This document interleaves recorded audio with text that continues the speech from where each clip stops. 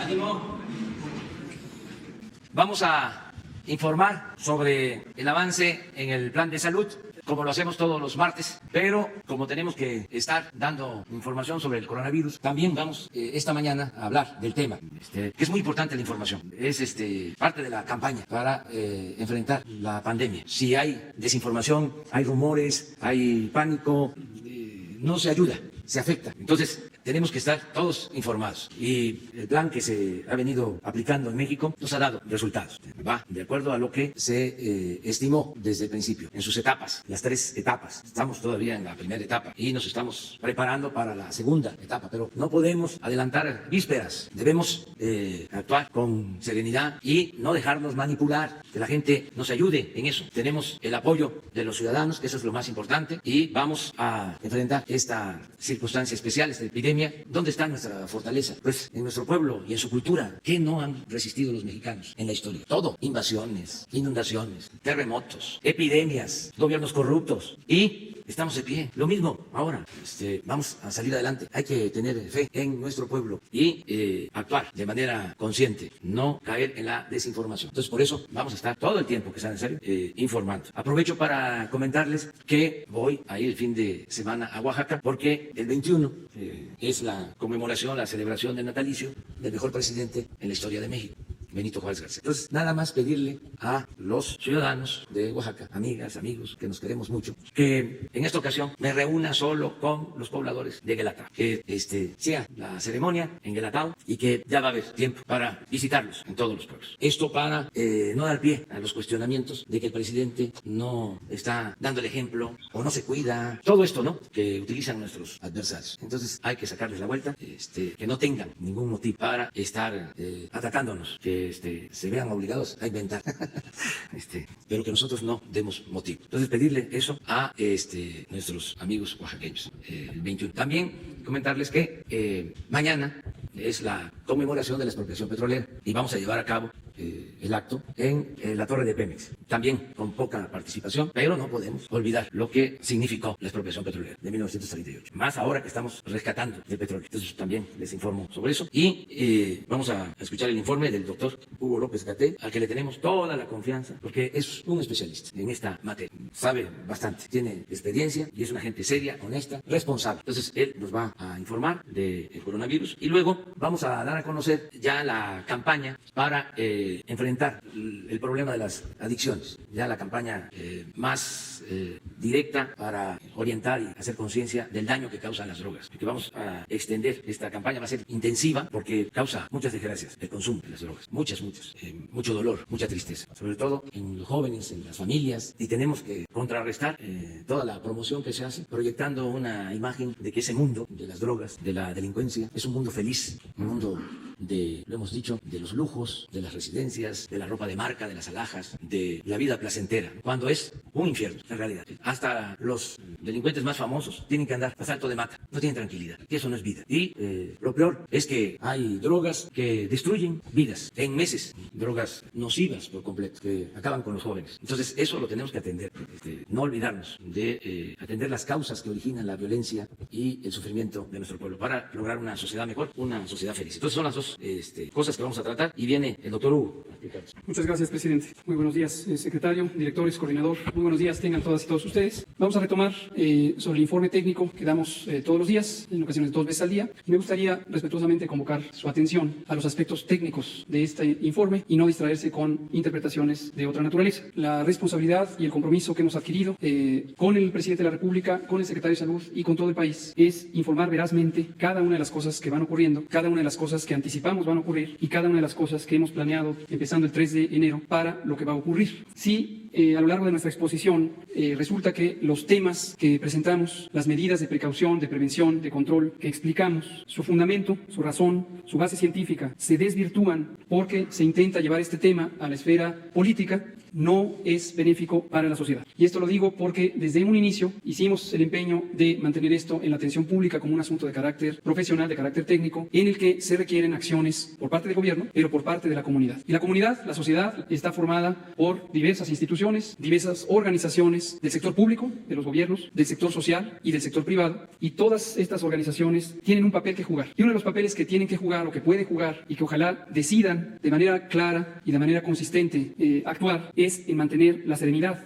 mantener el orden, mantener la comunicación y mantener atención a los aspectos técnicos que se requieren para responder. Si esto no ocurre así, empieza a haber una gran confusión que permea hacia la ciudadanía. En el mundo entero, las epidemias, como cualquier fenómeno masivo, colectivo, empieza a generar gran ansiedad. Esto hemos dicho, incluso con una base también científica, también técnica, está plenamente estudiado como un fenómeno que suele acompañar a las epidemias de enfermedades infecciosas. Porque la incertidumbre, la percepción de una amenaza, se empieza a acelerar, se empieza a multiplicar en la medida en que las personas pueden sentirse desamparadas, pueden sentirse sin el control de las cosas. Pero cuando tenemos la oportunidad, como hoy la tiene México, como la ha tenido México desde que esta epidemia empezó en Wuhan, China, como un pequeño brote de 44 casos de neumonía en un mercado de animales, la oportunidad ha sido el poder identificar con evidencia científica, con datos creíbles, que en su mayoría integra y recaba la Organización Mundial de la Salud en uso de sus funciones, de sus atribuciones, de su mandato legal. Nos han permitido ir identificando las fases de progresión, nos han permitido identificar cómo funciona este virus al interior del cuerpo humano, cómo funciona este virus para poder transmitirse por los mecanismos que se han explicado una y otra vez, por la vía respiratoria, por gotas de saliva, por aerosoles de secreciones de líquidos que están en la nariz, en la garganta, en la tráquea. Y nos ha permitido también entender las distintas fases o escenarios que pueden transitar en el curso de esta epidemia. Me gustaría volverlos a decir. El escenario 1 es un escenario de entrada, de importación del virus en un país dado, y esto ha ocurrido en todos y cada uno de los 174 países que han tenido ya al menos un caso. Hay una fase en la que el virus entra. ¿Cómo entra este virus? No perdamos de vista. Entra porque hay personas que están infectadas, que están durante el periodo de contagio, que suele ser más intenso una vez que empiezan los síntomas, pero que también se ha reconocido que durante algunos pocos días antes del inicio de los síntomas puede haber también contagio. Y estas personas entran por distintas vías de llegada a un país. Y esas vías son no una sola puerta de entrada y no son solamente unos pocos individuos. Estamos hablando de millones, no miles, ni decenas, ni centenas, millones de personas que van de un sitio a otro. Hay regiones del mundo, en particular la región europea, que no tienen ni siquiera fronteras físicas. Es como si fuera, para fines prácticos relativos a este fenómeno, un solo país. Y aunque tienen identidades políticas que los hacen estados nacionales, en términos geográficos funciona como un solo país. ¿Por qué digo esto? Porque desde el inicio de la epidemia, y en mucho como parte de esta reacción de temor, esta reacción de respuesta de ansiedad ante la incertidumbre, se ha tenido la expectativa de que uno de los mecanismos posibles para controlar la transmisión del virus pudiera ser el cerrar las fronteras, pudiera ser el impedir el trasiego de personas o el trasiego de bienes a través de los países, ya sea por vía aérea, por vía terrestre o por vía marítima. Esto no es posible sin causar un daño de consecuencias imprevisibles, posiblemente descomunales, a las sociedades. Porque en el momento en que no se permite la movilidad de las personas, se paraliza la sociedad. Y al paralizarse la sociedad, se amenaza la posibilidad de tener insumos para la vida diaria, comida, ropa, herramientas, insumos de salud,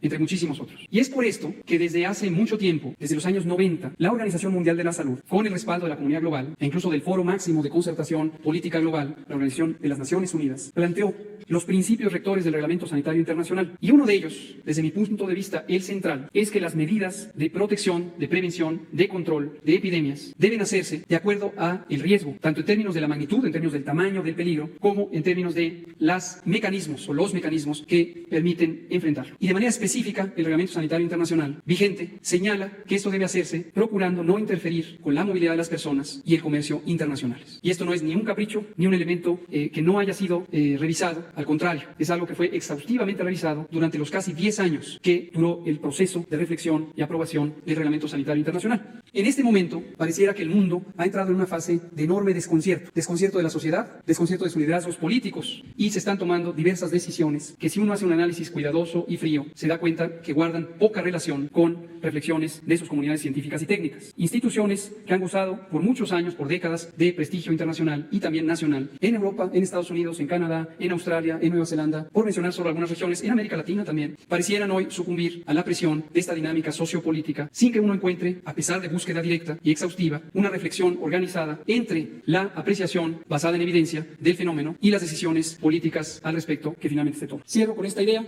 señalando, tenemos todavía la oportunidad de tomar decisiones organizadas. Tenemos todavía la oportunidad de implantar los distintos elementos del repertorio de intervenciones de contención, de mitigación, de escalamiento hospitalario, de reorganización de los servicios de salud, de comunicación de riesgos, de higiene básica, que nos permitan contender en México con las siguientes fases. Y cierro mencionando las fases: importación viral, en donde hay unas decenas de casos que pueden llegar a transmitir hasta la primera generación de contacto, el caso importado a su primer contacto. Escenario 2, transmisión comunitaria, donde ya hay transmisión de un primer contacto al siguiente contacto y varios otros en sucesivas cadenas de transmisión, pero todavía se presenta en centenas de casos en forma parchada, geográficamente en pequeños grupos. Y finalmente, transmisión diseminada o epidémica, en donde ya no es posible tener la trazabilidad, el seguimiento de las cadenas de transmisión, y ya hay una afección en varias regiones simultáneamente del país. En esos momentos, en particular en el escenario 2, tardío, y en el escenario 3, el reto principal, no que el único, pero el principal, es lograr atender a todas las personas que requieran una asistencia médica avanzada, específicamente hospitalización y posiblemente respiración asistida, ventilación mecánica asistida, como se conoce médicamente, y no que se saturen las unidades de salud con el volumen muchísimo mayor que representan el 80% de las infecciones que se van a curar espontáneamente por efecto del sistema inmune.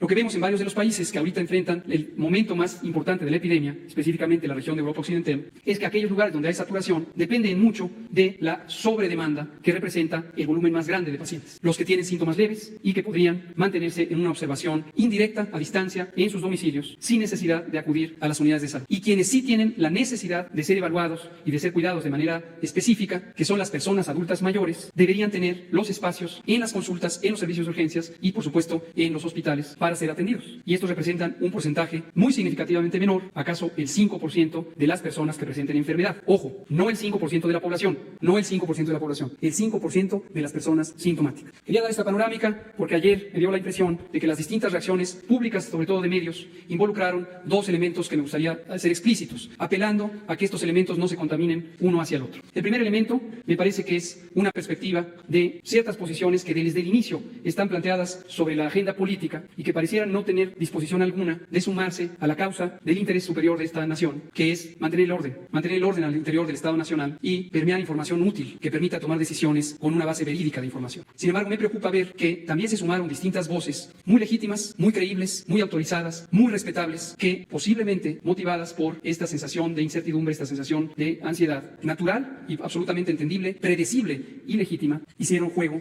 de esa perspectiva. Entonces, el compromiso es: vamos a centrarnos en lo técnico. La confianza que me han depositado las más altas autoridades nacionales y de salud en conducir técnicamente esta epidemia estriba precisamente en la responsabilidad de que se me vea como un funcionario técnico, que es lo que soy, y no se me trate de llevar a la esfera política, la cual no me interesa ni tengo ningún papel que jugar en ella. Vamos a presentar de manera concreta la situación. Si nos pasan el primer mapa, este mapa, como lo saben, pero lo digo también todos los días, no lo elaboramos en México, lo elabora la Organización Mundial de la Salud y lo presenta con el resumen de la información de todo el mundo. Y lo que podemos apreciar, y lo seguimos poniendo por transparencia en el lado izquierdo, el derecho de la diapositiva, es el número de casos acumulados. Pero siempre nos gusta que vuelvan a reflexionar sobre lo que significa ese número. Vemos ahí que se han acumulado 167.500 personas que en algún momento tuvieron la enfermedad COVID, la enfermedad por el nuevo coronavirus 2019. Y esa cantidad de personas va a ir creciendo todos los días, en la medida en que estamos viendo la historia de una epidemia desde su inicio, conforme va ocurriendo. Pero todas y todos debemos tener absolutamente claro que no quiere decir que en un momento dado del tiempo esas personas están activamente infectadas o que están contagiando. La fuerza del contagio, el volumen de personas, el número de personas afectadas, es solamente quienes en los últimos 14 días han presentado la enfermedad. Porque en 85% de las personas que pasan esos 10 a 14 días dejan de ser contagiosas y además se recuperan de manera íntegra, sin secuelas, y pasan a ser el grupo de personas con inmunidad, de personas que ya no se pueden contagiar. Y ese número se convierte, por lo tanto, en una excelente noticia, porque no habiendo afectado de manera significativa a las personas, se vuelven el mecanismo principal de contención de la epidemia. Cuanto más crezca el número acumulado de personas que se recuperaron, más cercanos estamos del punto en el que ya no habrá transmisión y la epidemia se agotará con una recuperación completa para el mundo. La cifra que está abajo es el número muy desafortunado de 6.000 personas que han fallecido. Ahora, de manera muy concreta, lo podemos hacer y lo hemos hecho y lo vemos todos los días para cada uno de los países y lo traeremos muy próximamente. Podemos ver también qué magnitud hay de esta epidemia y compararla, como hacía el compañero ayer, con otros fenómenos de salud. Entonces tenemos esta cifra de 167.000 personas acumuladas en un mundo que tiene más de 7.000 millones de habitantes. Es un número muy grueso, por eso lo tenemos también para cada uno de los países y podemos ver que que en cada uno de los países esta epidemia no representa más de 0.001% de la población del país. Y esto no quiere decir menospreciar las implicaciones de esta epidemia, pero sí ponerla en su justa dimensión. La siguiente es el mapa de México, donde vemos que hasta el momento tenemos 82 casos confirmados, y estos casos confirmados derivan de haber sido reportados inicialmente. Este es el corte de ayer, por cierto, ya lo habían visto algunos de ustedes y saben que lo hacemos todos los días, pero haber analizado y estudiado directamente a casi 580 personas, más las 171 que hasta ayer estaban en estudio. Entonces tenemos casi 700, un poco más de 750 personas que han sido estudiadas como sospechosos. Quien es sospechoso y se le hace la prueba pasa a la categoría de caso descartado, porque la explicación de sus síntomas es otra enfermedad. Pero además tenemos los estudios en la siguiente diapositiva, de los contactos, que también son estudiados y son evaluados y están en un periodo de observación y que ya suman más de 370 contactos. Es decir, en suma tenemos cerca de 1.100 personas que han sido evaluadas, ya sea por sospecha directa o por ser contacto. Y aquí lo que vemos es que de los contactos confirmados son sintomáticos el 10% y el 90% son asintomáticos. Y todos ellos, los contactos, se ponen en aislamiento, todos. Y ese es exactamente el mecanismo de contención centrada en los casos, que ayer, por cierto, el director de la Organización Mundial de la Salud,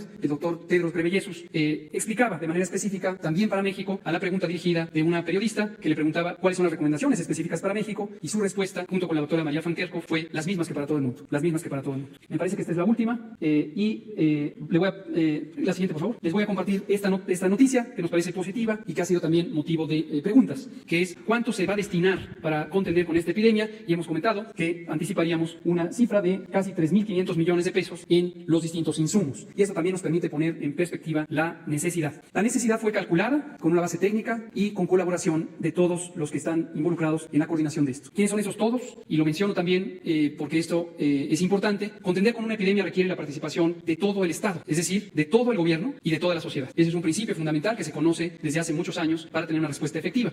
En México está involucrado todo el gobierno federal, todo, desde su presidente hasta las últimas organizaciones que pueden existir en la administración pública federal. Por supuesto, pasando por la Secretaría de Salud, quien coordina, y los distintos organismos que participan en la respuesta. También los gobiernos estatales, y como hemos anunciado, lo anunciamos en el momento real que ocurrió, la Conferencia Nacional de Gobernadores jugó un papel muy importante porque puso al servicio de esta preparación y respuesta su disposición de comandar los estados. Los propios gobiernos estatales son reconocidos por la Ley General de Salud como autoridades sanitarias y pusieron de consenso la disposición de actuar en lo que ellos mismos llamaron un escenario de neutralidad política. Es decir, gobernadores, las dos gobernadoras con distintas perspectivas políticas, decidieron que la política no está involucrada en la toma de decisiones. Todos y todas actúan de común acuerdo y al unísono con el gobierno federal. Y en la sociedad hemos tenido innumerables encuentros y acuerdos con organizaciones sociales y con organizaciones privadas para buscar que la respuesta sea articulada y concertada. Lo que se ha visto de las distintas acciones a veces guarda cierta variabilidad en el calendario de implantación, pero no quiere decir que no surgió de un acuerdo marco de la operación general. Y lo pongo como ejemplo el tema de las escuelas. El Consejo Nacional Educativo, que es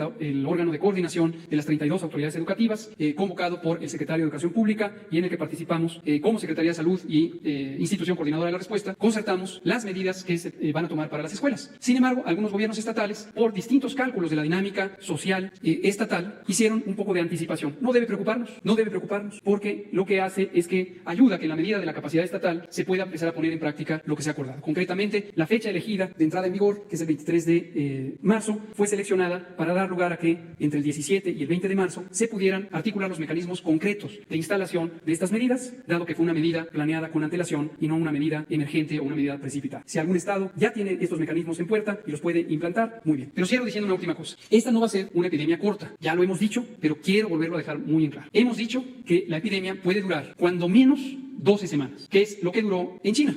Llegó a un punto máximo, más o menos a la mitad de esas semanas, y luego empezó a descender. No necesariamente por las medidas de contención extremas que se tomaron. Ya vendrán los estudios serológicos, que son los estudios en donde a una muestra representativa de la población se le toma sangre y se analizan los anticuerpos para ver si desarrollaron defensas, desarrollaron inmunidad, y se verá la enorme proporción, el enorme porcentaje de personas que fueron infectadas, a pesar de no haber tenido enfermedad. En algunos países, como Alemania, el liderazgo político del Estado comentó lo que es una realidad demostrable científicamente, que se espera que hasta 7 de cada 10 personas desarrollen anticuerpos en la medida en que han sido expuestos al virus. Pero no quiere decir que 7 de cada 10 van a tener la enfermedad, y mucho menos que 7 de cada 10 van a tener una enfermedad de cuidado, una enfermedad delicada. Entonces ya vendrá el momento en que se esclarecerá cuál fue la fuerza principal que permitió, en el caso chino, el extinguir la epidemia. Pero lo cierto es que se extinguió, o está en vías ya de salida, y que duró aproximadamente 12 semanas, 3 meses durante todo este pico inicial o proceso inicial. Entonces, este sería el escenario mínimo de duración que esperamos en México. Sin embargo, en la medida que cada país tiene distintas características, podría extenderse más, podría haber pequeños repuntes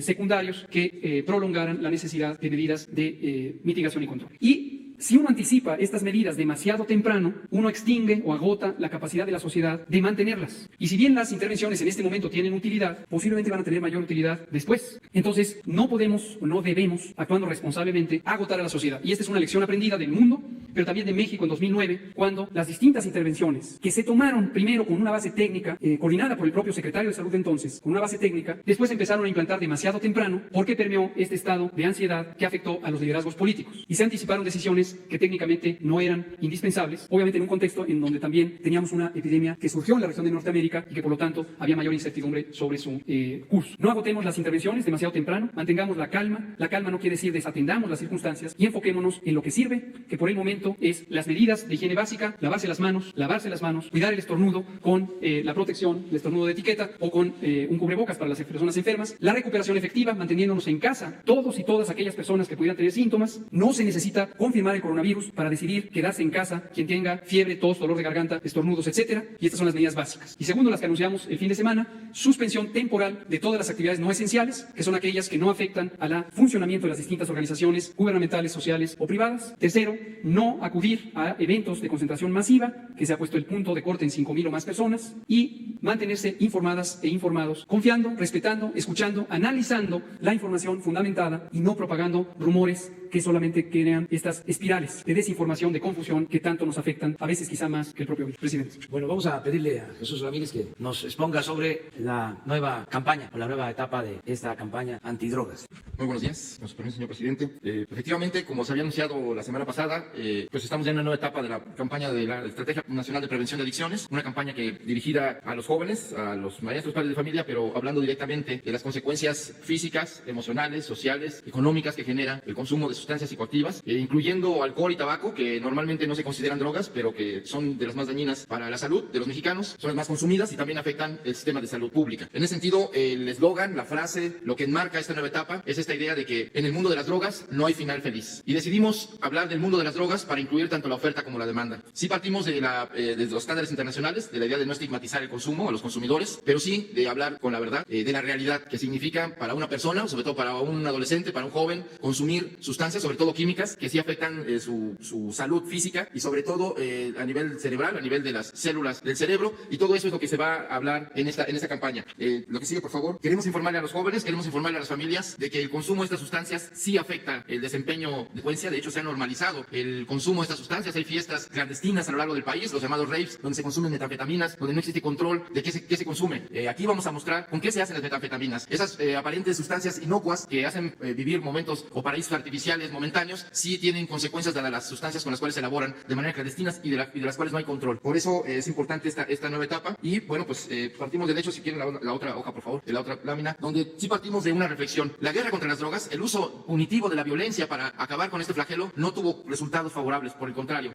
Aumentó el consumo de manera alarmante, sobre todo entre niños, disminuyó la edad de consumo a 10 años o menos, y entre mujeres, el consumo de mujeres a partir del 2007, que se declaró la guerra contra las drogas, se triplicó. En ese sentido, queremos partir de esa reflexión de que es importante. Existe ya en algunas regiones del país una verdadera pandemia, así dicho por las autoridades de salud, por las autoridades, presidentes municipales y gobernadores, donde el uso de sustancias químicas, particularmente el cristal, ya se convirtió en un problema social y económico muy fuerte. En el norte del país, en las zonas del Bajío, Michoacán sobre todo, donde hay narcolaboratorios y donde ya la población está consumiendo. Ya no solo se producen sustancias, drogas para el mercado extranjero, particularmente en el norte del país, sino ya somos un país consumidor, altamente consumidor. Entonces, a partir de los testimonios de jóvenes, de funcionarios públicos, de mujeres, de madres de familia, que nos cuentan directamente cómo viven este infierno de las drogas del que hablaba el presidente de la República, es que vamos a crear conciencia, al mismo tiempo vamos a desplegar información científica y también con lenguaje llano, porque a veces el hablar en físico, como se ha dicho en esta tribuna, la gente no entiende las consecuencias por hablar de manera muy técnica. Pues nosotros queremos hablar de manera como habla la gente, para que se entienda la gravedad de este consumo, la gravedad de las consecuencias a las familias y a las comunidades. Así que les vamos a mostrar algunos testimonios que van a estar ya en los medios comerciales, en los medios electrónicos, en radio y televisión y también en la prensa. Adelante, por favor. Un miedo muy profundo a la soledad. El cristal es la droga que más he amado y más he odiado. Estoy luchando para ya no volver a consumir cristal.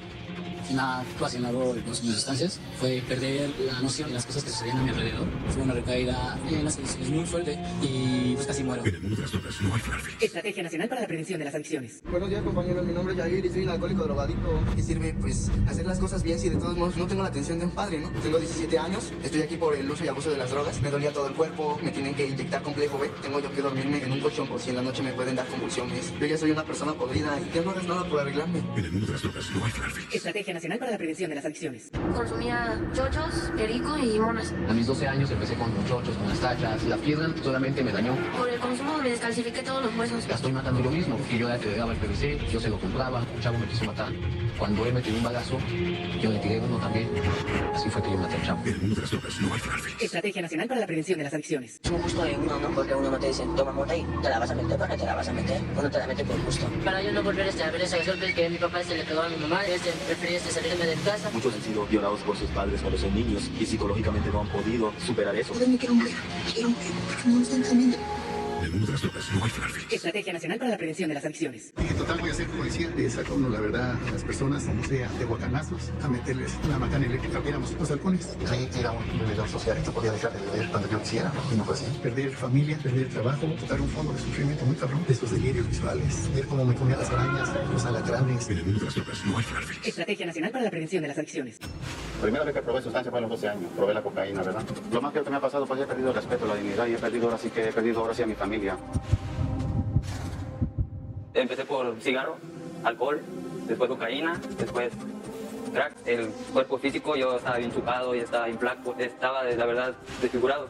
Mi mamá ya falleció hace un año. En su velorio me estaba yo drogando en mi cuarto y ella estaba en su caja. El empoderamiento del alma y del corazón de la persona que cree que las domina.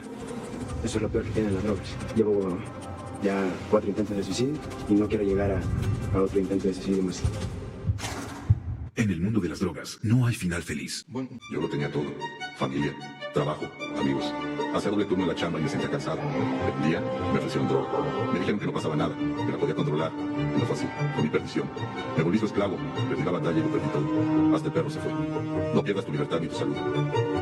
En el mundo de las drogas no hay final feliz. Estrategia Nacional para la Prevención de las Adicciones. Y también otro énfasis que vamos a hacer, que es esta sección, que es mostrar de qué están hechas las drogas, para que la gente también sepa que hay sustancias químicas que se usan en la vida cotidiana para lavar el baño, para limpiar la cocina, para matar las ratas, para acabar con las plagas, y que son sustancias que se utilizan justo para elaborar estas sustancias. Por ejemplo, la batería de los autos, que es el ácido que se utiliza para que generen electricidad y acumulen electricidad, pues se utiliza para hacer cristal, y esto hace un daño enorme al sistema nervioso, al cerebro, y por supuesto a todo el sistema vital, ¿no? Adelante, por favor. ¿Sabes de qué están hechas las drogas sintéticas? Veneno para ratas, sosa cáustica para destapar el caño, líquido para embalsamar cadáveres, solvente de pintura, limpiador industrial, cloroformo, cloro para blanquear la roca, queso para aplanar paredes, bórax para matar cucarachas. Todos estos químicos son usados en asquerosos laboratorios clandestinos para la fabricación de drogas sintéticas. No pongas esto en tu cuerpo. En el mundo de las drogas no hay final feliz. Estrategia Nacional para la Prevención de las Adicciones.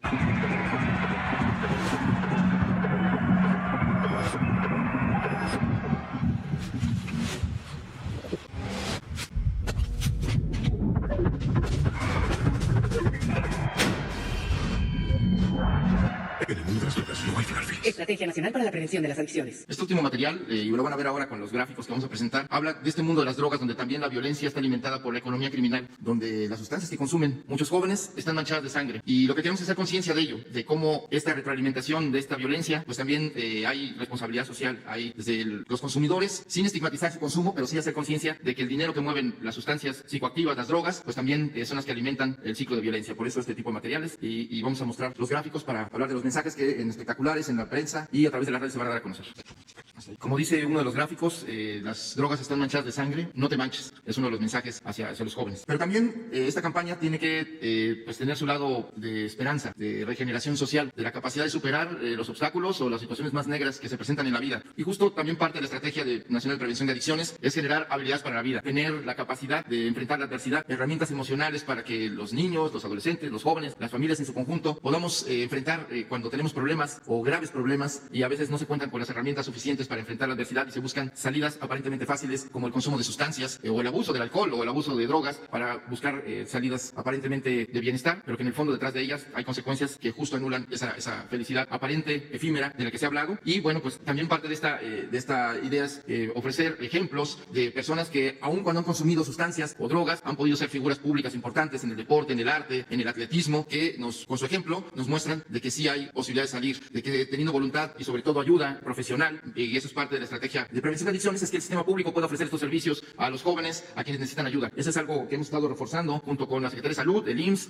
el ISSSTE y todos los centros de integración juvenil, que es quizá una de las instancias que ha podido desarrollar una capacidad de atención muy importante en nuestro país. Y bueno, esto es parte de estos mensajes que figuras públicas, por ejemplo, Adrián González, que es un pelotero de las grandes ligas en Estados Unidos, o Julio Urias, que también es otro pelotero destacado, junto con otros beisbolistas, participan en esta campaña mandando un mensaje de que el béisbol te protege. Pero no solo ellos, también, por ejemplo, el Canelo Álvarez nos ofrece en un mensaje, pues esta idea de que el campeón también tiene que prepararse y actuar frente a las adicciones. Hay muchos ejemplos de éxito de deportistas que desvían el camino por el uso y abuso de sustancias, de alcohol, etcétera, de drogas, ¿no? Entonces, él justo desde ese espacio, desde ese lugar, nos habla o les habla a los jóvenes, a los niños, de estar listos y de prepararse y de que el deporte es una opción frente a las adicciones. Las adicciones pueden ser el otro rival a vencer, pero un verdadero atleta puede superar cualquier adversidad, y más aún apoyado de su familia. El deporte es el mejor camino para superarse en la vida. Un verdadero campeón pone fuera de combate las adicciones, por eso no hay que bajar la guardia. Con razón y corazón, por toda la nación, juntos por la paz. Tu amigo Saúl El Canelo Álvarez. El béisbol siempre me protegió de todo. Mantiene a la familia unida. Te has olvidado un poquito lo que está pasando fuera del campo. Si estás dedicado a tu deporte y pones todo tu tiempo, va a haber preferencias. Solo en este camino hay que dar un ejemplo para los niños. Yo protegía a mi familia por el béisbol. Me tiene aquí y salgo de cualquier adicción. Contra las adicciones, juntos por la paz. El béisbol te protege, juntos por la paz.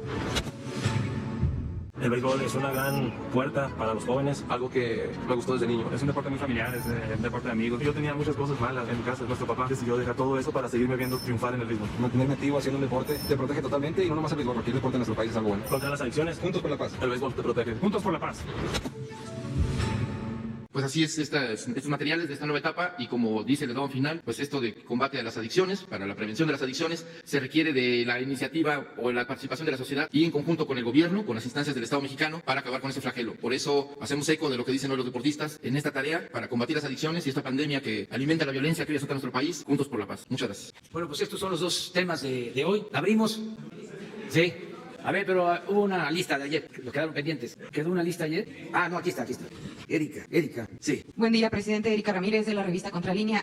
Usted ha ordenado que se frenen las condonaciones y perdones fiscales. Sabemos que Función Pública audita actualmente alrededor de 350,000 millones de pesos que se hicieron el año pasado a grandes contribuyentes. Y aunque esta cifra es la mitad de los créditos cancelados en la administración de Enrique Peña Nieto, sigue siendo una cifra elevada por la corrupción que pues todavía hay en esta recaudación. ¿Cómo enfrentará su gobierno a estas mafias que hay todavía dentro del SAT? Pues vamos a seguir combatiendo la corrupción, porque la corrupción hay que erradicarla, no solo por razones de índole moral, sino porque de esa manera se cuenta con presupuesto. Podemos enfrentar cualquier crisis si no permitimos la corrupción. Esta campaña de orientación dirigida a los jóvenes va acompañada de programas de bienestar para los jóvenes. El programa de Jóvenes Construyendo el Futuro, el que 900,000 jóvenes tengan trabajo de aprendices para que no sean enganchados y tomen el camino de la delincuencia o de las drogas. Las becas. Ayer hablábamos de que suceda lo que suceda en la economía. Los programas de bienestar se sostienen. Van a seguir llegando las becas a todos los jóvenes. En el caso de los estudiantes de educación media superior, 4,500,000, todos van a seguir recibiendo sus becas. Entonces todo eso lo podemos hacer porque se está eliminando la corrupción. ¿Cómo se expresaba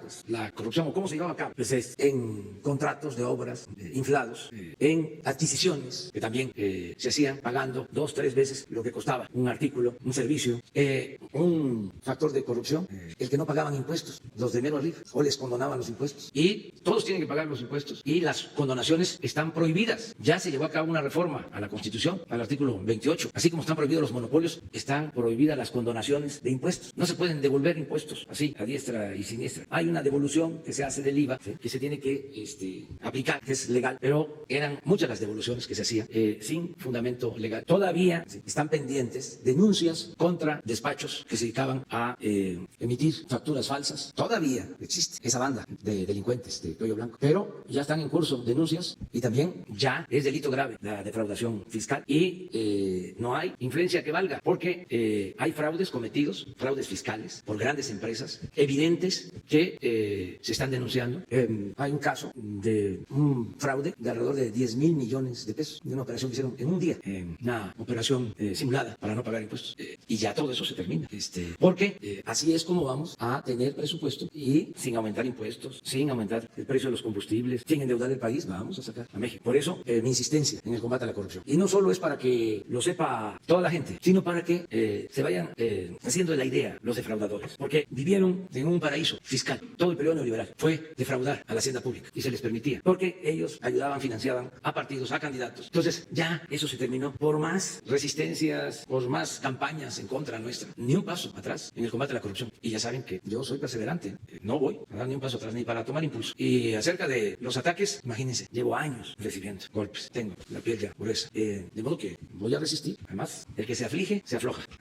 Aquí hay que tener cabeza, corazón y carácter, las 13, y mucho carácter, mucho aplomo. Entonces, que se convenzan los que estaban acostumbrados a robar de que ya no hay condiciones, pero que además van a terminar estigmatizados, se hacen daño ellos mismos, le hacen daño a sus familias, ya no se permite la corrupción. Una segunda pregunta sería, en el tema de la atención al nuevo coronavirus, nos gustaría saber si se está haciendo algún análisis en tenor a la seguridad nacional con expertos en esta materia como el secretario de Defensa. Antes, en la Agenda Nacional de Riesgo se contemplaba el tema de las epidemias y las pandemias como una de las 10 amenazas graves a la seguridad nacional en México, sobre todo por las deficiencias que había en el sistema de salud. Bueno, están participando todo el Gabinete de Seguridad. Les recuerdo que todos los días nos reunimos y ahora está invitado siempre al Gabinete de Seguridad el sector salud. Hoy estuvieron exponiendo y participa el secretario de la Defensa, el secretario de Marina, el secretario de Seguridad Pública, todos. Es una acción coordinada. Hoy estuvo el secretario de Relaciones Exteriores, el secretario de Educación Pública, el responsable de la política migratoria, todos. Pero los que están conduciendo son los médicos especialistas. Ellos son los del sector salud los que están apoyando. Pero no sé si quieres que se especifique más. Con mucho gusto. Conocemos la historia porque hasta 2010 no estaba en la Agenda Nacional de Riesgos las epidemias y las pandemias. Como resultado de la pandemia de influenza 2009, inició un trabajo de colaboración que perdura hasta nuestros días entre la Secretaría de Salud, de manera específica en su momento a través de la Subsecretaría de Prevención y Promoción de la Salud y de Comunidad Técnica de la Dirección General de Epidemiología. Un trabajo de colaboración con el Sistema de Seguridad Nacional y también en su momento de manera específica iniciado a través del CISEN. En este trabajo tomamos las lecciones aprendidas de la pandemia de influenza 2009 y se empezó a articular un mecanismo para tener el reconocimiento de instancias de seguridad nacional a ciertas entidades claves como el Sistema Nacional de Vigilancia Epidemiológica. Asimismo, algunas entidades físicas como nuestro Laboratorio Nacional de Referencia fueron integradas al catálogo de instalaciones estratégicas del más alto nivel. Eso ha ido evolucionando en la institucionalidad del país y efectivamente nos hemos mantenido en una coordinación muy estrecha a lo largo de muchos años, pero también de manera concreta cuando inició la preparación para este fenómeno tuvimos contactos muy tempranos con todos esos mecanismos. Hemos anunciado también de tiempo atrás que un elemento clave fue la reunión conjunta de los Comités Nacional para la Seguridad en Salud, que preside el señor Secretario de Salud,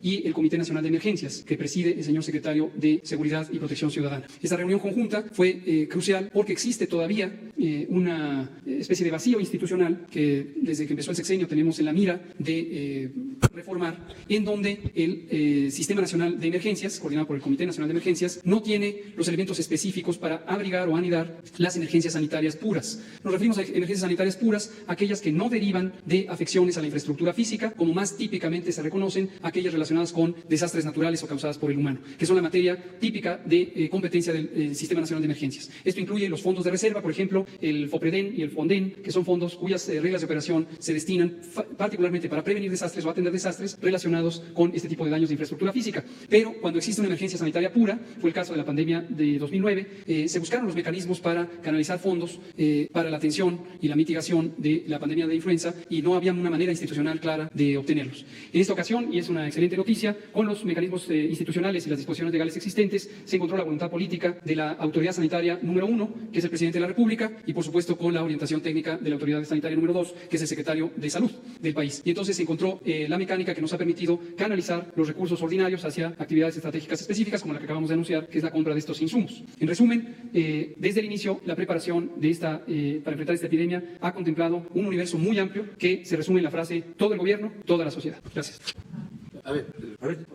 Con mucho gusto. Existen en el ámbito de la salud relativo a este tipo de eventos un comité que se llama Comité Nacional para la Seguridad en Salud y un consejo que se llama Consejo de Seguridad General. El Comité Nacional para la Seguridad en Salud es una entidad que está mandatada por el propio sector salud, por la propia autoridad sanitaria, se estableció en 2002 y su propósito es tener la capacidad de coordinar de manera multisectorial, no solamente en el ámbito del sector salud, la preparación y la coordinación de la respuesta ante emergencias en salud. Tiene un subcomité de monitoreo y vigilancia y un subcomité técnico de enfermedades emergentes. Este instrumento de coordinación fue el que pusimos en marcha desde el inicio, sesionó el 30 de enero, cuando el señor secretario de Salud lo convocó y se establecieron los pormenores de lo que habíamos empezado a trabajar en el ámbito interior de las instituciones del sector con el plan de preparación que involucraba ahora al resto de los sectores de la administración. Hasta el momento, este Comité Nacional para la Seguridad en Salud, después con la coadyuvancia que deriva de esta sesión conjunta con el Comité Nacional de Emergencias, nos ha permitido excelentes mecanismos de coordinación.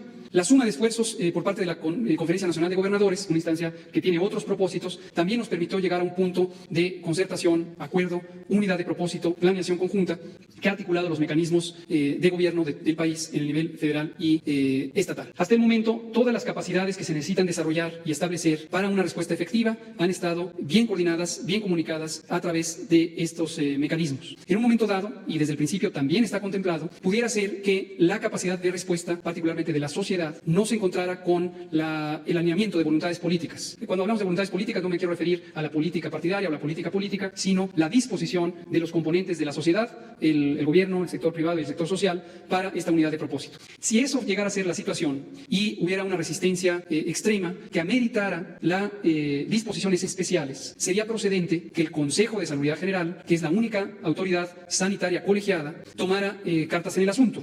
Ahora, el Consejo de Salubridad General, para aquellas y aquellos de ustedes que no lo tienen presente, es una instancia que se creó desde la Constitución de 1957. Lo creó el presidente Juárez con el entonces Congreso de la Unión y se estableció como una instancia máxima de autoridad para la materia de salubridad general en toda la República, cuyas disposiciones son obligatorias y pueden ser ejecutivas. ¿Quién preside el Consejo de Salubridad General? El presidente de la República. ¿Quién lo preside en sus operaciones cotidianas? El secretario de Salud. ¿Quién lo compone? Prácticamente todas las entidades de la administración pública. Tiene también invitados permanentes y puede tomar resoluciones ejecutivas de excepción si así fuera el caso. Pero cierro diciendo, y vuelvo al concepto que mencioné al inicio, no debemos interpretar por analogía directa, por comparación directa, las disposiciones que toman otros países como si tuvieran una equivalencia igual a la de México o si tuviéramos una necesidad semejante.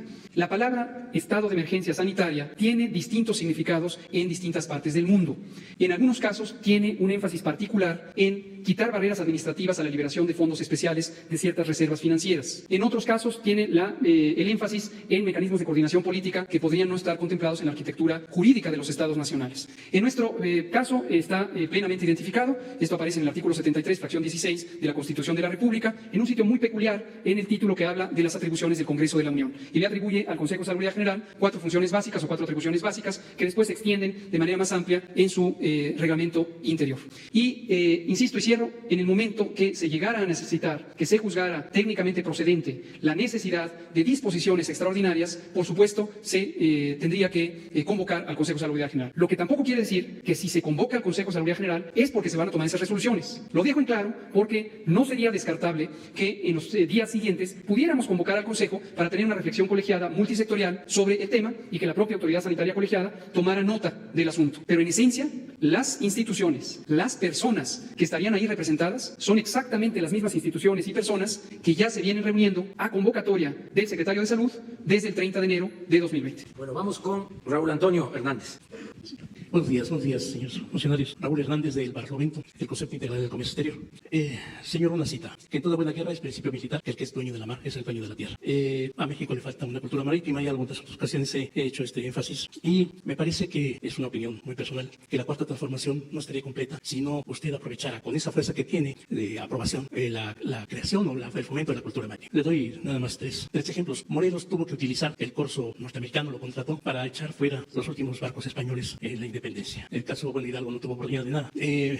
Benito Juárez, quien usted admira tanto, su servidor también, tuvo un pequeño detalle con la Carta Magna de Ocampo, donde entregaba el Lisboa de Tehuantepec y otros territorios. Y estaba muy lejos también de una cultura marítima. El caso de Madero y Carranza, pues también no tuvieron mucha oportunidad. Tal vez, Cárdenas tal vez tuvo unos destellos más o menos, pero no, en esas tres anteriores transformaciones no se dio pie a una creación de la cultura marítima. Se acaba de aprobar el Congreso canadiense, acaba de aprobar el Tratado del TEMEC. En ese tratado tratado no mencionan para nada, no hubo negociaciones, no hubo quien defendiera ni la Marina Mercante. La Marina Mercante abarca puertos y abarca otras cosas. Tal es así que ahora también en las medidas que está tomando su gobierno respecto a la epidemia, a la pandemia, está también un poco alejado de la observación que debe haber en los puertos respecto a este control. No hay control sanitario normal. Hay una gran cantidad de gente. Ayer, la Capitanía de Puerto de Coatzacoalcos, la capitana emitió una medida, no sé si es para todos los puertos, pero en donde tenían que observar varias medidas para el cambio de tripulación y todo de todos los barcos que entran a los puertos mexicanos. Bueno, en este caso Coatzacoalcos. ¿Qué otra cosa puedo mencionar al respecto? Por ejemplo, la semana pasada, tristemente, algo que tiene que ver con el tema de las drogas. En el festejo de los 140 años de la Escuela Náutica Mercante de Mazatlán, un joven drogado, creo que de tercer semestre,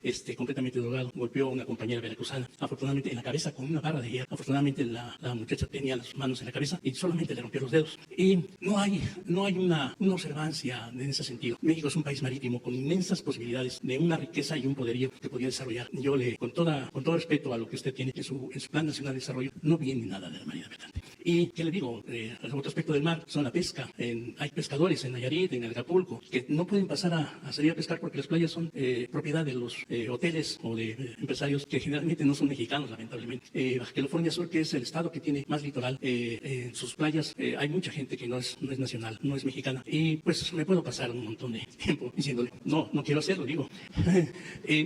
No sé qué puede usted contestarme al respecto, pero sí, hay mucha gente que tiene un interés, puro interés nacional, no tiene ningún interés económico, en que pueda aportar ideas. Ya le entregué a usted un documento del doctor Salgado, que es una persona que tiene muchas ganas de que tiene una obra literaria impresionante sobre derecho marítimo y que podía aprovechar este tiempo que se está pretendiendo hacer un cambio de lo que es Marina Mercante a la Secretaría de Marina, para que pudiesen hacer algo al respecto. Lo digo con todo respeto, señor, y creo, a mí me da mucho gusto que su cuarta transformación pasar a la historia con una cultura marítima. Gracias. Muy bien. Vamos a pedirle al almirante Ojeda, tengo entendido que platicaste con el secretario de Comunicaciones. También le vamos a pedir también al almirante Ojeda que platique contigo, te escuche y te informe de lo que están haciendo, porque sí se está trabajando en lo que corresponde a la Secretaría de Comunicaciones, en la administración de los puertos y todo lo relacionado con la Secretaría de Marina. Ahora que fui a Guerrero, a la Costa Chica, me hicieron planteamientos tanto pescadores como pobladores de comunidades costeras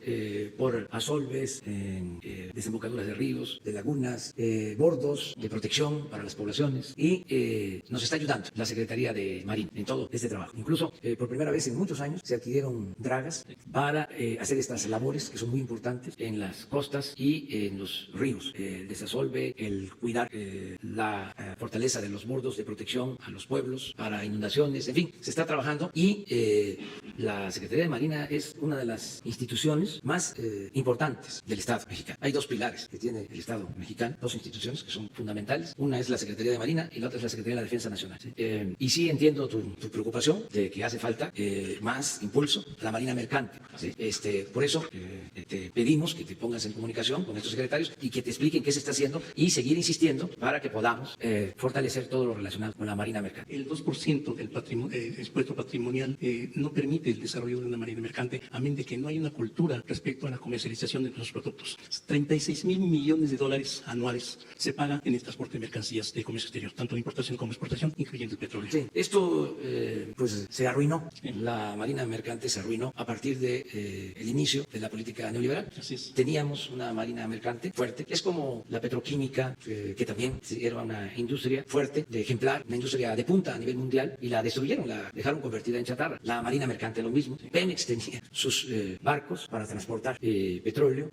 Teníamos una infraestructura, ahora ya no hay barcos mexicanos, todo son embarcaciones extranjeras. Sí. Y lo que yo quiero también que se vaya tomando en consideración, lo digo en los actos, ¿no? Que por cierto son muy importantes, porque permiten una información más directa. Y siempre recuerdo lo que decía Madero, retomando una frase bíblica: el pueblo tiene hambre y sed de justicia. Y así estamos. Así nos dejó la política de pillaje llamada neoliberalismo. Y tenemos que ir saciando esa hambre, esa sed de justicia, de manera organizada, planeada, porque es mucho el rezago, el atraso. Entonces tenemos que ser muy eficaces para orientar nuestras acciones a lo prioritario. O sea, pueden haber 1000 demandas sentidas, pero bueno, ¿cuántas podemos atender que tengan un efecto mayor en beneficio de la población, o sea, de más ayuda colectiva. En eso estamos. Hay que optar entre inconvenientes, es decir, todo y dispersamos los recursos o poco pero mejor. Esto es lo que todos los días nos planteamos. Nosotros ya sabemos cuáles son las prioridades del 1 al 10 ante cualquier situación, haya coronavirus o no haya.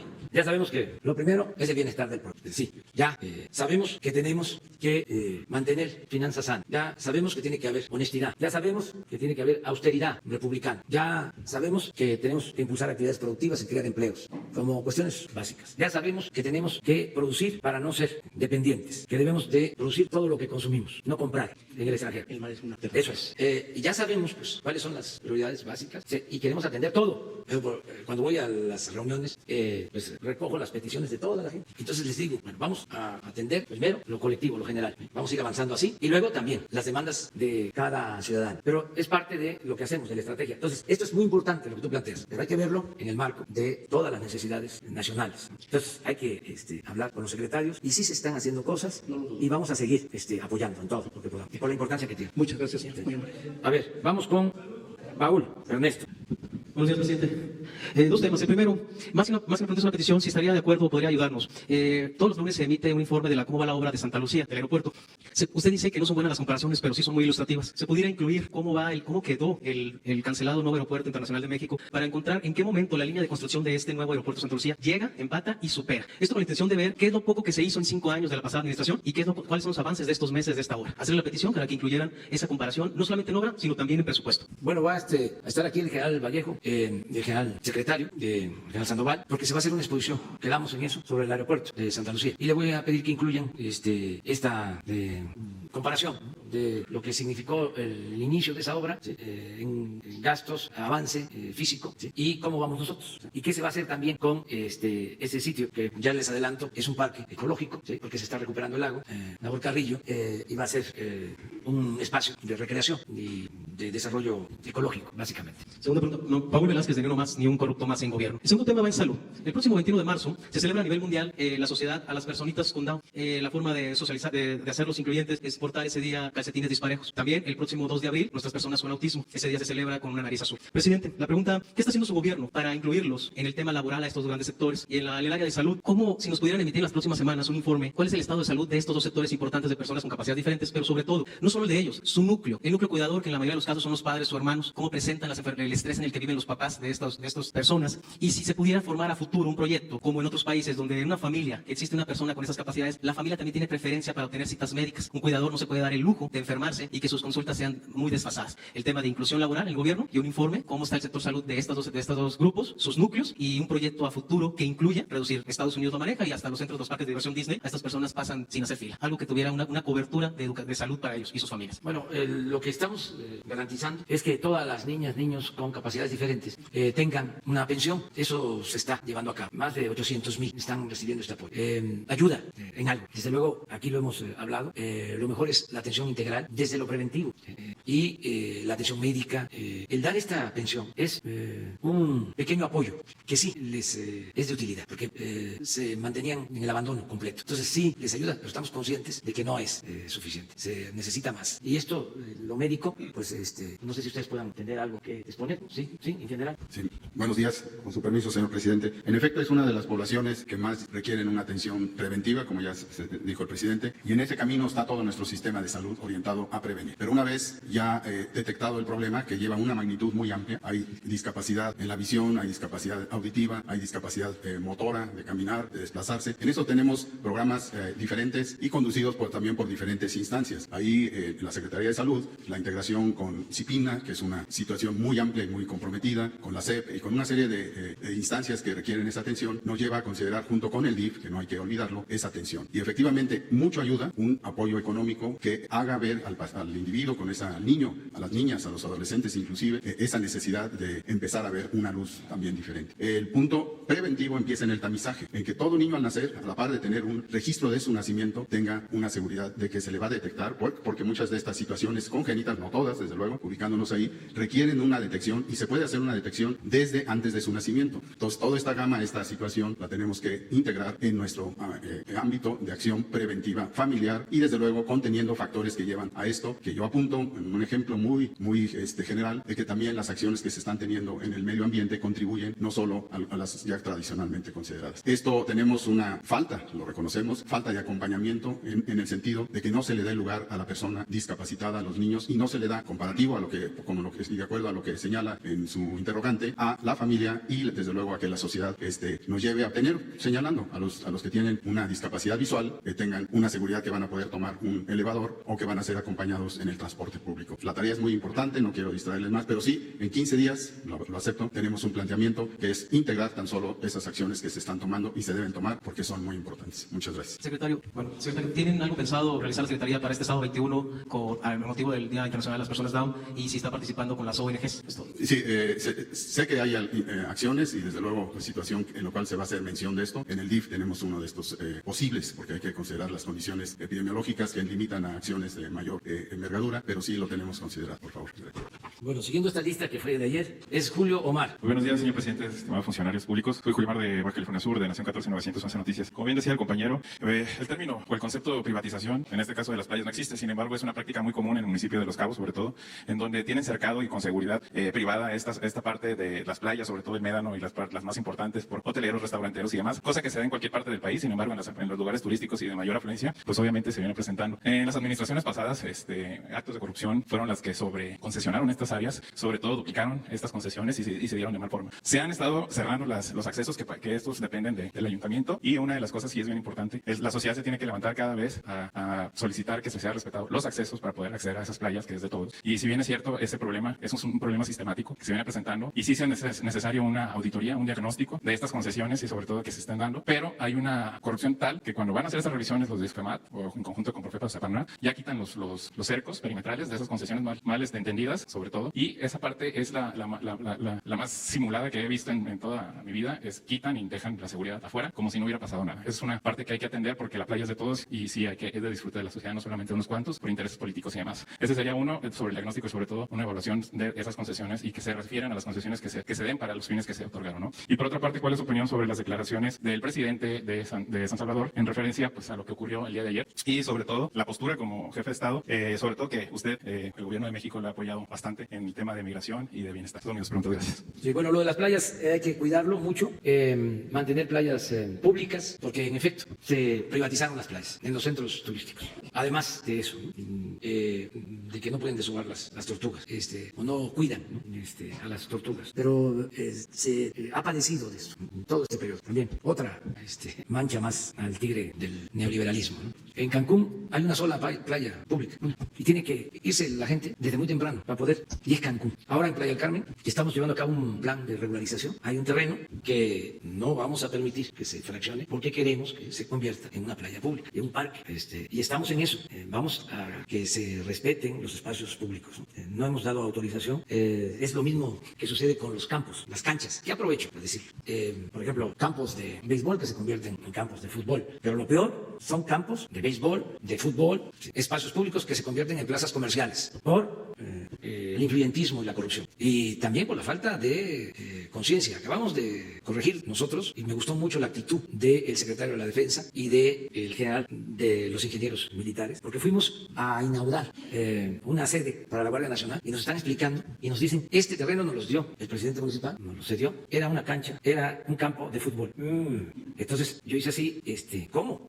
Y ya de inmediato el general secretario y el general de ingenieros constructores dijeron, reponemos, hacemos el campo de fútbol, nosotros nos encargamos de reponer. Pero se hacen las cosas por una inercia donde cosas que son fundamentales, los espacios públicos, no son tomados en cuenta. Cuando yo estuve de jefe de gobierno, me estaban proponiendo que diéramos un permiso para que una unidad deportiva privada se convirtiera en plaza comercial.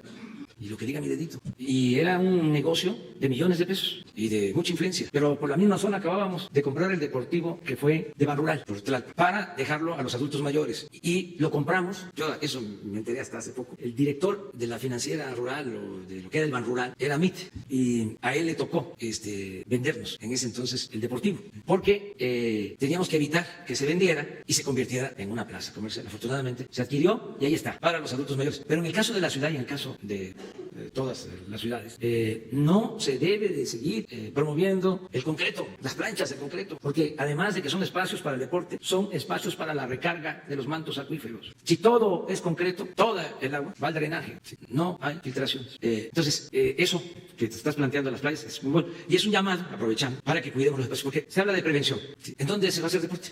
O el esparcimiento, el disfrute con la familia, si no se puede ir a la playa. Ahora que está esta situación del coronavirus, que nos están recomendando de que nos guardemos, pues sí, pero que al mismo tiempo haya un sano acercamiento con nuestras familias, que nos acerquemos, que aprovechemos para fortalecer nuestros lazos, nuestra integridad familiar, el que nos ayuden a fortalecer valores culturales, morales, espirituales, que se le dé tiempo, ahora que van a estar estas vacaciones anticipadas, a los niños, que se les escuche más, que no todo sea la tabla, que haya más convivencia, que haya más comunicación, que se hable mucho en la familia de que solo siendo buenos podemos ser felices. No, esto que vimos ahora, horroroso. ¿Cómo es el lema, Jesús? En el mundo de las drogas no hay final feliz. Decir lo contrario, solo siendo buenos podemos ser felices. Y lo que nos enseñaban, haz el bien sin mirar a quién. Y no, se es importante por la ropa, por la marca, se es importante por los sentimientos, con sana distancia, ¿no? Tener acercamiento con la familia. Entonces, y darnos mucho amor. Yo celebro, bellísimo, ver a los padres cargando a sus niñas, a sus niños contentos, los adultos, la alegría de las familias, la solidaridad que existe. Bueno, todo eso es muy importante. ¿Qué otra cosa decías?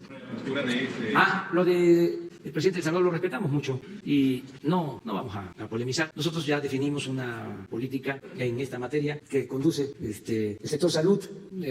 No vamos a actuar confrontándonos con nadie.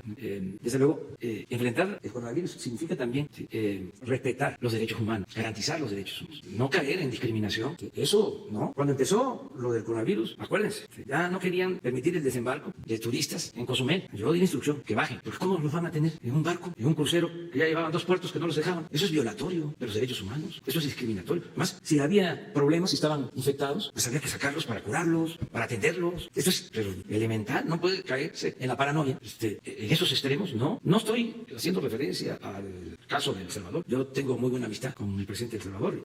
Son políticas que ellos llevan a cabo y nosotros respetamos. En el caso de los que se queden aquí con nosotros, tienen toda la protección y la atención. Si están infectados, aquí los cuidamos, sean del país que sean. Es fraternidad universal. Y se demostró además de que no había problema, pero si hubiese habido enfermos, los curamos aquí. O sea, es un derecho elemental del ser humano, a ser atendido en cualquier parte del mundo. Entonces, no vamos nosotros a polemizar con nadie, son nuestras políticas de atender a todos y nuestra estrategia que va a continuar. Para regresarle al pueblo, las playas. Primero, no permitir que se sigan entregando las playas. Primero, no dar ningún permiso que signifique privatización de playas. O sea, garantizar que haya playas públicas. O sea, pueden llevarse a cabo desarrollos, desde luego, turísticos, pero garantizando que haya playas para la gente, playas públicas. Eso primero. Y lo que les comentaba del caso de Playa del Carmen, que hay un terreno que estamos buscando que se convierta en una playa pública. O sea, recuperar todo lo que podamos. Eso es lo que... Bueno, vamos con Carlos.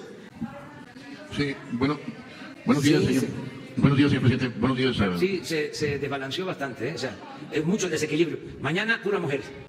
Mañana pura mujer. Ahora terminamos. Sí, señor presidente. Buenos días, Gabinete de Salud, funcionarios. La situación, bueno, que nada más quería hacer una pregunta. ¿Están tomando provisiones en la frontera? Porque, pues a mí me reportan, es Carlos Cabeza de Nuevo Laredo, el diario de Nuevo Laredo, perdón. Se reporta un desabasto total del lado mexicano y del lado americano han venido a hacer compras de pánico, injustificadas, como bien lo señala. Es un proceso de desinformación fuerte el que se percibe. Yo lo veo en las colonias aquí populares, en los expendios de comida donde va la gente del área de la colonia, por decir, de diferentes colonias. Está bastante exacerbado esta situación de un pánico irracional. En el particular, tengo compromiso de preguntar, por ser un corresponsal de la frontera, en la frontera, ¿qué medidas se están tomando? Es una pregunta muy puntual. Y la otra pregunta muy puntual, que con gran respeto y gran reconocimiento al gran esfuerzo y ejemplo integral que nos da el presidente, es real, lo sentimos, estamos con él, pero sí sabemos que nadie tiene el monopolio del saber y nadie tiene, y en una organización tan compleja, en un momento tan complejo para el país, tan importante, tan prometedor para nosotros, por tanto tiempo, y una lucha que cada quien desde su trinchera llevó a cabo. En primer lugar, aclarar una cosa, la corrupción sí, pero acompañada de la impunidad, es el binomio o flagelo que más más ha incidido. No podemos omitir el mencionar cuando hablamos de corrupción, ese flagelo, estamos de acuerdo, señor presidente, nomás que debe ir acompañado de erradicar la impunidad. Si no, nada funciona. Número 2, nada más muy puntual ya, porque me podría atender mucho y luego causa mucho escosor, y por respeto a los compañeros y al tiempo de ustedes. Es evidente, ante la situación de los precios del petróleo, aquí no se ha mencionado el lunes negro de ayer, no se ha mencionado que ya Trump dijo que va a haber recesión en Estados Unidos, no se ha mencionado de que llevamos ya 2 años con cero expectativa de crecimiento. Es muy plausible y